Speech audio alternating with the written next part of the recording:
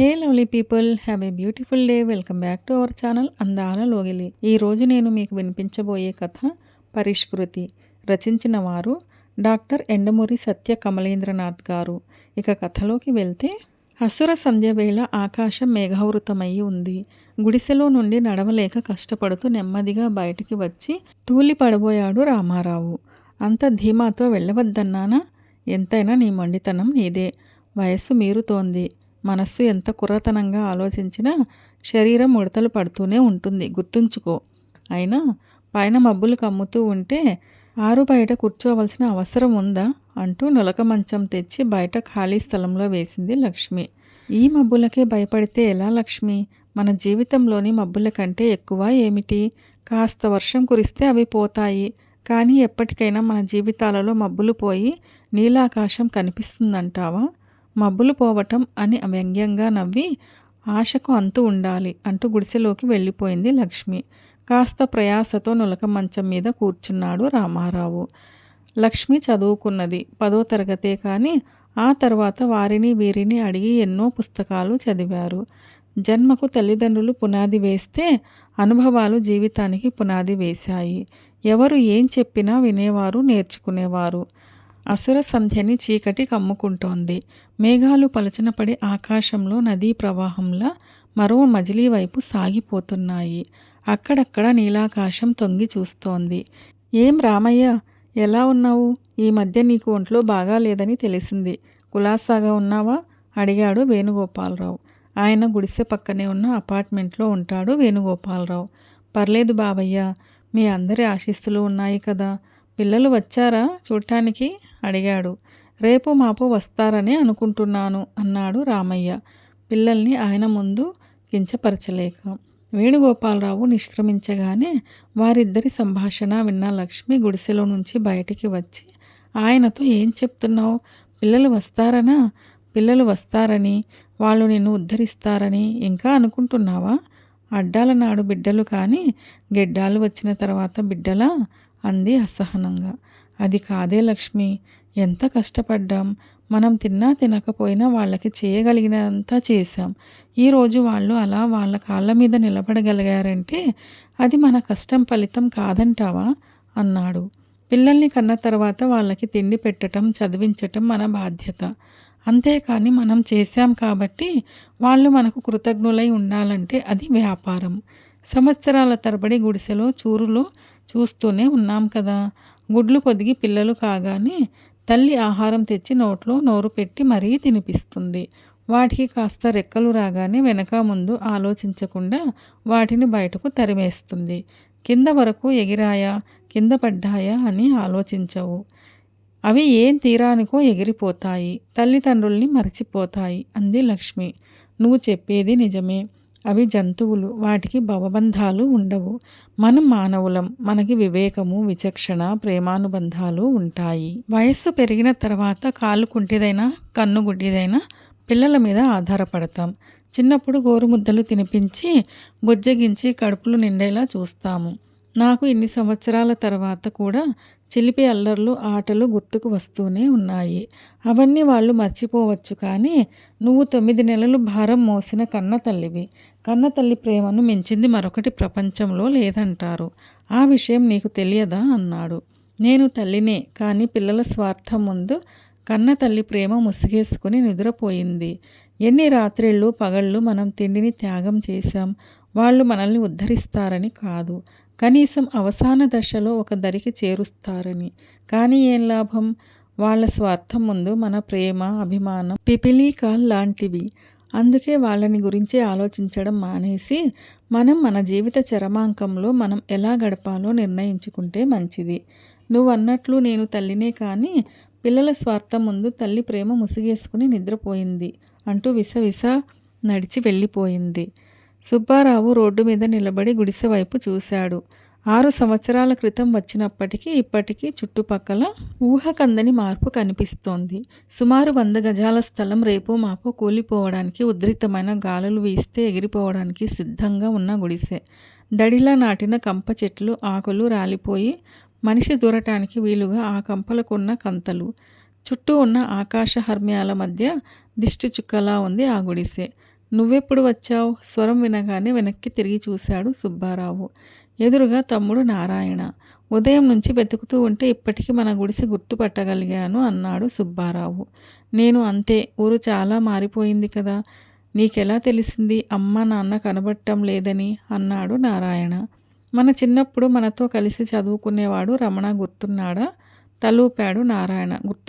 గుర్తున్నాడు అన్నట్టు. ఆ రమణనే అడపాదడపా వచ్చి అమ్మా నాన్నలను చూసి వెళుతూ ఉండేవాడట. మొన్న ఆ మధ్య వస్తే ఇద్దరూ కనపడలేదని ఇరుగు పొరుగు ఇళ్లల్లో విచారిస్తే అకస్మాత్తుగా కనపడకుండా వెళ్ళిపోయారని చెప్పారట. రమణ వెంటనే నాకు ఫోన్ చేసి చెప్పాడు. పని ఒత్తిడిలో ఉండి వెంటనే రాలేకపోయాను అన్నాడు సుబ్బారావు. నాకు కూడా తనే చెప్పాడు. పైగా ఈ మధ్య నాన్నకు మతిస్థిమితం కూడా ఉండటం లేదన్నాడు. ఎక్కడికి వెళ్ళి ఉంటారంటావు? అడిగాడు నారాయణ. ఏముంది, ఏ తీర్థయాత్రలకు వెళ్ళి ఉండవచ్చు కదా. అయినా మతిస్థిమితం లేని వాళ్ళు ఎక్కడికి వెళ్తారని ఊహిస్తాం? ఎక్కడని వెతుకుతాం? పోలీస్ కంప్లైంట్ ఇద్దాం. మన ప్రయత్నం మనం చేద్దాం. ఆ తర్వాత ఏం చేయాలో ఆలోచిద్దాం. ఇక్కడ గజం సుమారు ఎంత ఉండొచ్చునంటావు అన్నాడు సుబ్బారావు. మనం ఊహించనంతగా మారిపోయింది ఈ ప్రదేశం. నేను ఉదయం ఈ స్థలం కోసం విచారించేటప్పుడే అడిగాను. సుమారు గజం 30-35 వేలు ఉండొచ్చునన్నారు. అంటే దాదాపు 40 లక్షల పైనే. ఇద్దరి మనసుల్లో ఒకటే భావన. ఎదుటివాడు ఎందుకు వచ్చాడా అని. వారసత్వపు పట్టా కోసం ఒకళ్ళకి తెలియకుండా మరొకళ్ళు ప్రయత్నం చేస్తూనే ఉన్నారు, పైకి తెలియకుండా. రామయ్య వడ్రంగి మేస్త్రి 10వ క్లాసు వరకు చదువుకున్నాడు. చదువుకునే రోజుల్లోనే వృత్తిలో తండ్రికి సహాయపడుతూ ఆ వడ్రంగి పనిలోనే స్థిరపడిపోయాడు. క్రమంగా తన మంచితనానికి నేర్పరితనం తోడయ్యేసరికి వృత్తిలో నిలదొక్కుకోగలిగాడు. ఆ ఊరు వచ్చేసరికే ఇద్దరు కొడుకులు ఇద్దరిని మున్సిపల్ స్కూల్లో జాయిన్ చేసి చదివించాడు. కొడుకులు డిగ్రీ చదివే సమయానికి ఊరికి దూరంగా తక్కువ ఖరీదులో 100 గజాల స్థలం అమ్మకానికి వచ్చింది. మరో సంవత్సరంలో పిల్లల చదువులు పూర్తయి ఉద్యోగాలలో చేరి చేదోడు వాదోడుగా ఉంటారనే ఉద్దేశ్యంతో తెలిసిన వాళ్ళ దగ్గర అప్పు చేసి స్థలం కొన్నాడు. భార్య లక్ష్మికి మాత్రం అప్పు చేయటం ఇష్టం లేదు. మన దగ్గర ఉంటే కొనుక్కోవాలి కానీ అప్పు చేసి కొనుక్కోవాల్సిన అవసరం ఉందంటావా? అయినా పిల్లలు ఇస్తారనే ధీమా ఏమిటి? రేపటి వేళ పిల్లల మీద ఆధారపడటం, వాళ్ళు ఇవ్వకపోతే బాధపడటం ఎందుకు ఇదంతా అని గొడవ చేసింది. తక్కువ ఖరీదులో వస్తోంది. వయసు మీరిన తర్వాత మనం చిన్న పాకలో ఉండి కలో గంజో తాగుతూ మన బ్రతుకులు మనం బతకవచ్చు. రేపు నేను పోయినా నీకు ఓ ఆధారం ఉంటుంది కదా. ఆలోచించు. పుణ్యాత్ముడు దయతలచి తక్కువ వడ్డీకి అప్పు ఇచ్చాడు అంటూ భార్యని ఒప్పించాడు. చదువు పూర్తయి పిల్లలిద్దరికీ ఉద్యోగాలు వచ్చాయి. ఇద్దరూ చిరక ఊళ్ళో స్థిరపడ్డారు. ఉద్యోగాలు రాగానే వాళ్లే నచ్చిన అమ్మాయిల్ని పెళ్ళిళ్ళు కూడా చేసుకున్నారు. రామయ్య లక్ష్మి అందుకు ఎలాంటి అభ్యంతరం పెట్టలేదు. వయస్సు పెరిగే కొద్దీ రామారావు ఎక్కువ పని చేయలేకపోయేవాడు. అతడికి అప్పు తీర్చటం కష్టమైపోయేది. ఏనాటికైనా పిల్లలు వస్తారని, మనమలు మనవరాళ్లతో ఇల్లు కలకలలాడుతుందని ఎంతో సంబరపడ్డాడు. 2-3 సార్లు వాళ్ళని రమ్మని అడిగేసరికి ఆ తర్వాత నుంచి ఇంటికి రావడమే మానేశారు వాళ్ళు. క్రమంగా ఊరు అభివృద్ధి చెందింది. స్థలం చుట్టూ ఆకాశహర్మ్యాలు వచ్చాయి. కొండల నడుమ కొలనులా ఉండిపోయింది రామయ్య స్థలం.